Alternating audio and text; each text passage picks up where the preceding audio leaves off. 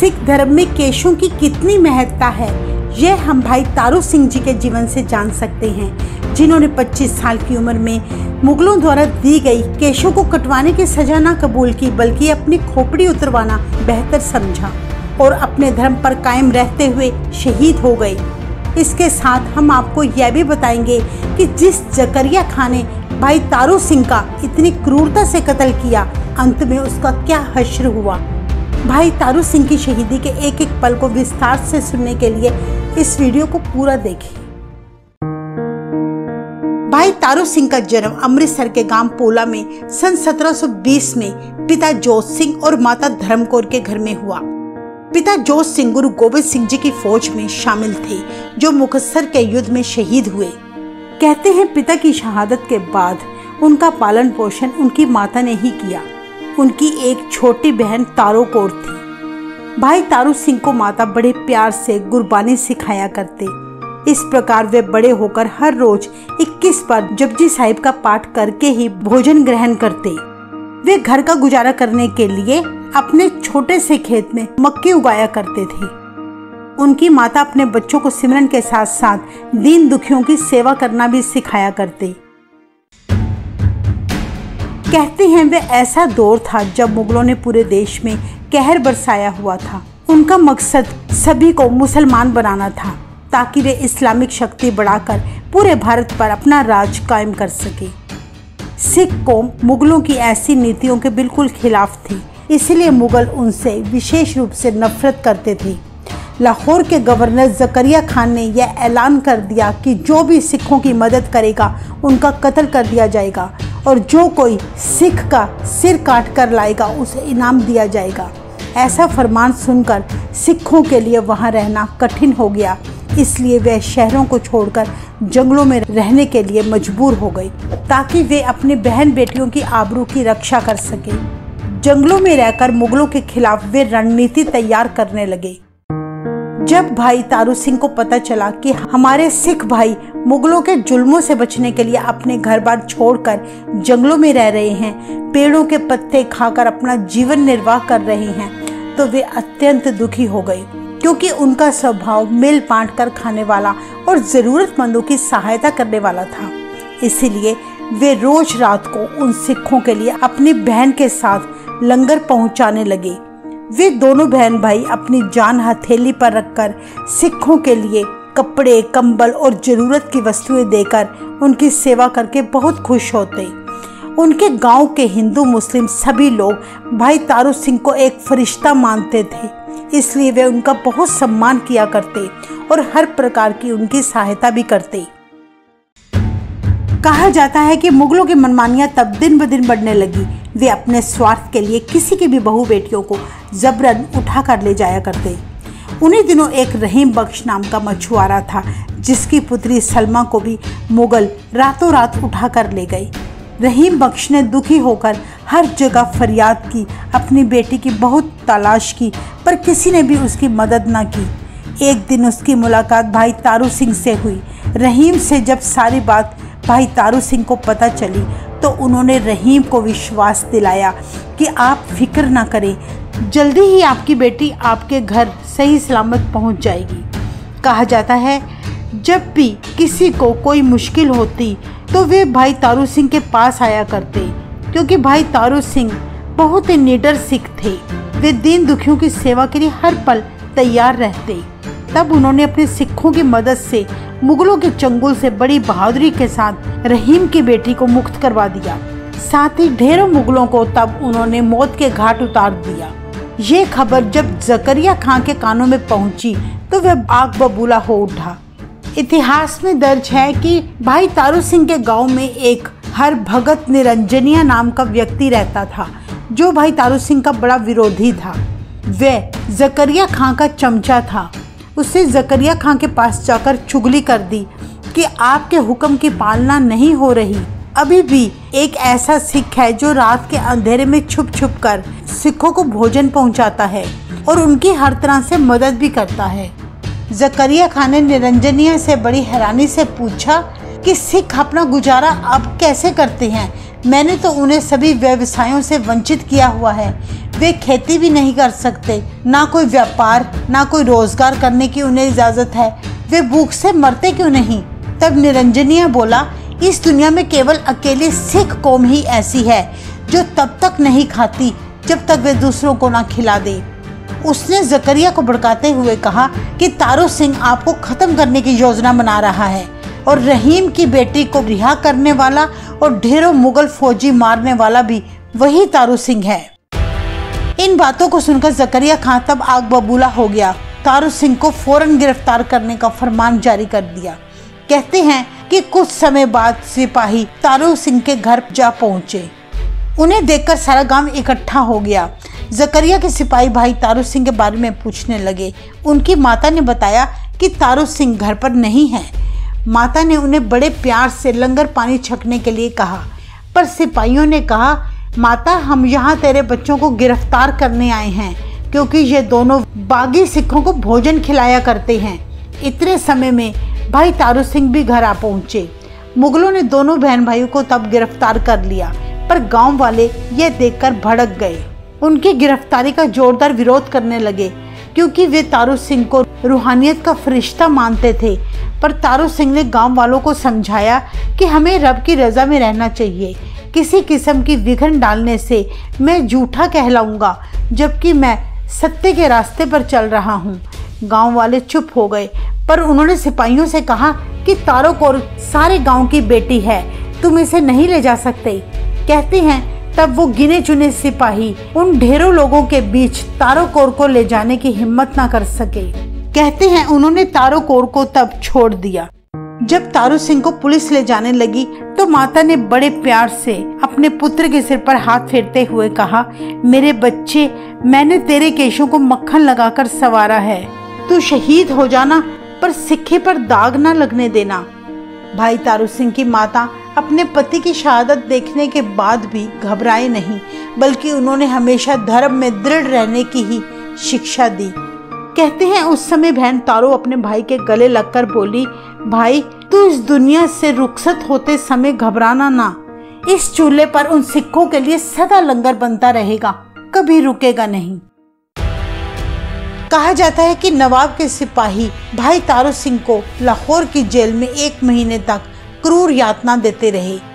एक दिन जकरिया की कचहरी में भाई तारू सिंह को पेश किया गया, जहां उन्होंने जोर से फतेह बुलाई। जकरिया यह देखकर जल भुन गया। भाई तारू सिंह पर बागी सिखों को शरण देने और उन्हें जरूरत की चीजें देने के आरोप लगाए गए। जकरिया खान ने तारू सिंह के आगे 2 शर्तें रखी, इस्लाम कबूल करो या मौत। भाई तारू सिंह ने तब जकरिया खान से पूछा कि इस्लाम धर्म अपनाने से क्या मौत नहीं आती? अगर इस्लाम धर्म अपनाने से भी मेरी मौत आनी निश्चित है तो क्यों ना मैं अपने धर्म में रहकर ही मरूं। ऐसे वचन सुनकर जकरिया खान ने भाई तारू सिंह को चरखड़ियों पर चढ़ाने का फरमान सुना दिया और कहा, तब तक इसे चरखड़ियों पर घुमाते रहो जब तक ये सिख धर्म छोड़कर इस्लाम धर्म न कबूल कर ले। इस प्रकार जकरिया खान हर तरह से भाई तारू सिंह से इस्लाम धर्म कबूल करवाना चाहता था ताकि सिखों की दृढ़ता को कमजोर किया जा सके। जैसे जैसे भाई तारू सिंह पर अत्यंत जुल्म करने शुरू किए गए, वे और अधिक मजबूत होते गए। इतिहास में दर्ज है कि तब भाई तारू सिंह जी ने अकाल पुरख के आगे सिखी केशों और श्वासों के साथ निभ जाने की अरदास की। जब जकरिया खान को इस बात का पता चला तो जकरिया खान ने भाई तारू सिंह से कहा, मुझे तुम पर बहुत दया आ रही है, तुम बहुत बहादुर और वीर हो, मैं तुम्हारी जान बख्श सकता हूँ, पर तुम इसके बदले में मुझे अपने केश दे दो, फिर मैं तुम्हें हर प्रकार की सुख सुविधा प्रदान कर दूंगा। इतने वचन सुनकर भाई तारू सिंह ने कहा, भले ही तुम मुझे पूरी दुनिया का ऐशो आराम दे दो, पर मैं सिख धर्म नहीं छोड़ूंगा। मेरे केश गुरु गोविंद सिंह जी की निशानी है, जिसकी कीमत नहीं लगाई जा सकती। तूने मुझसे केश मांगे हैं, जबकि मैं खोपड़ी समेत तुम्हें केश देने को तैयार हूँ। जकरिया खान तब चिढ़कर तारू सिंह से बोला कि मैं देखता हूँ तू किस तरह से केशों और श्वासों के साथ सिक्खी निभाता है। ये केश जिन पर तुझे बहुत मान है, मैंने जूते मार मार के इन्हें झाड़ देना है। इतना सुनकर भाई तारू सिंह गरज कर बोले, सिख पर जूते मारने वालों के खुद के सिर में ही जूते पड़ते हैं। देखते हैं किसके सिर पर जूते पड़ेंगे। नवाब ने तब आदेश दिया कि फौरन शहर से नाइयों को बुला लाओ ताकि वे कैंची से इनके केशों को काट दें, और कहने लगे अब देखता हूँ इसके केश कैसे बचते हैं। कुछ समय बाद 3 नाई कचहरी पहुंचे। जैसे ही वे कैंची से बाल काटने लगे, उन सबको इतनी जोर से झटका लगा कि उन सभी की कैंची दूर जाकर गिरी। जकरिया खां को बहुत गुस्सा आया क्योंकि उन तीनों से तारू सिंह के बाल नहीं काटे गए। तब उसने कोतवाल से कहा कि तुम ही इसके केसों को काटकर काम खत्म करो।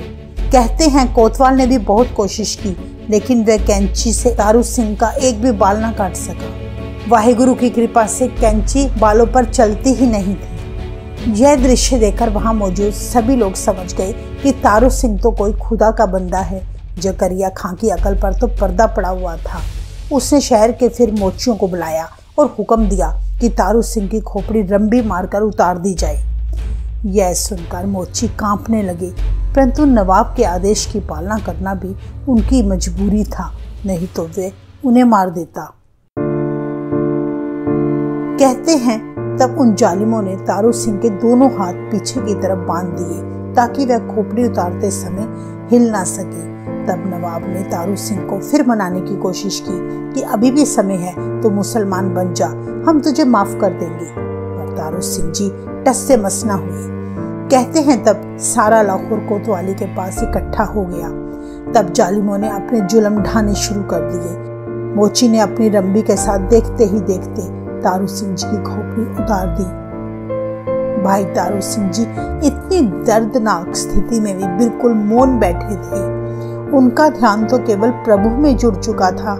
वे बिल्कुल भी चिल्लाए नहीं, बल्कि सिसकने की और रोने की आवाज भीड़ में से लगातार सुनाई दे रही थी। अपनी सांसें रोककर तारू सिंह जी को लहूलुहान होता देख रहे थे। खून ज्यादा बहने पर तारू सिंह जी वहीं बेहोश हो गए। तब उस भीड़ में से कुछ लोग किसी की भी परवाह किए बिना फौरन तारू सिंह जी को उठाकर एक धर्मशाला में ले गए और हकीमों को बुलाकर उनकी मरहम पट्टी की गई। तारू सिंह जी की माता धर्मकौर और बहन तारो भी वहां पर पहुंच गए। काफी समय बाद जब उनके पुत्र ने आंख खोली, तब माता ने कहा, पुत्र तू धन्य है, तुमने मेरा सिर फक्र से ऊंचा कर दिया है। तुमने तो सिक्खी केसों श्वासों के साथ निभाई है। तारू सिंह जी सब बातें सुन रहे थे, लेकिन वह उस दर्द के कारण कुछ बोल ना सके। इतिहास में दर्ज है कि तारू सिंह जी को सजा देने के बाद जकरिया खां का पेशाब आना बंद हो गया, जिसके कारण वह दर्द से तड़फने लगा। बड़ा इलाज करवाया गया, परंतु दर्द तो लगातार बढ़ता गया। जब लखपत राय ने जकरिया की हालत देखी तो वह समझ गया कि जकरिया ने निरंजनिया की बातों में आकर तारू सिंह जी के साथ अन्याय किया है। तब उसने सलाह दी कि आपने रब्बी बंदे को बहुत दुख दिया है, जिसकी सजा से आप आज तड़फ रहे हो। जितना जल्दी हो सके तारू सिंह से माफी मांग लो, वह बहुत दरिया दिल सिख है। तब नवाब ने एक सिख सुबेग सिंह को, जो अक्सर मुगलों और सिखों के बीच में बातचीत का काम किया करते थे, उसे तारू सिंह जी से माफी मांगने के लिए भेजा गया। कहते हैं उस सिख ने तारू सिंह जी से जाकर विनती की कि आप नवाब को माफ कर दें, वह बहुत ज्यादा बीमार है, उसका पेशाब आना बंद हो गया है। इतना सुनकर तारू सिंह जी ने कहा, उसने बहुत गुनाह किए हैं, जैसी करनी वैसी भरनी। हम उसके गुनाह माफ करने वाले कौन हैं? हमने तो अब शहादत का जाम पीना ही है, लेकिन इस दुष्ट को और ज्यादा गुनाह करने के लिए पीछे नहीं छोड़कर जाना, इसको साथ ही अपने आगे लेकर जाना है। तब सुबेग सिंह ने कहा, गुरु रूप सिख तो सदा दयालु होते हैं, कृपा करके आप उसे माफ कर दें, वह अपने किए पर बहुत पछता रहा है। तारू सिंह जी ने तब कहा, नवाब को माफी केवल सिखों का खालसा दल ही दे सकता है, जो जंगलों में रह रहे हैं। कहते हैं सुबेग सिंह जब खालसा दल से मिले तो उन सिखों ने कुछ शर्तें रखी, जिसमें मुख्य शर्त यह थी कि अमृतसर गुरु का लंगर सिखों के हाथ में दिया जाए और सिखों के कत्लेआम बंद किए जाएं। तब खालसा दल ने कहा कि नवाब का इलाज तारू सिंह जी के पास ही है, जब जब तारू सिंह जी की जूती नवाब को मारी जाएगी तो नवाब को उसी वक्त पेशाब आ जाएगा। कहते हैं तब सुबेग सिंह ने तारू सिंह जी की आज्ञा लेकर उनका एक जूता ले लिया। उन्होंने एक सुंदर कपड़े में उसे लपेटकर नवाब को जाकर देते हुए कहा, यह इलाज थोड़ा मुश्किल है। तब नवाब ने कहा कि मेरी तो जान निकल रही है, मुझे जो कहोगे मैं वो करने को तैयार हूँ। इतिहास में दर्ज है कि नवाब जब जब तारू सिंह जी का जूता अपने सिर पर मारते थे तब तब उसे पेशाब आ जाता था। उसकी दर्द बिल्कुल खत्म होती गई। कहते हैं नवाब ने तब फरमान जारी किया कि सिखों का कत्लेआम बंद किया जाए और हर सिख को उसकी जमीन जायदाद वापस कर दी जाए।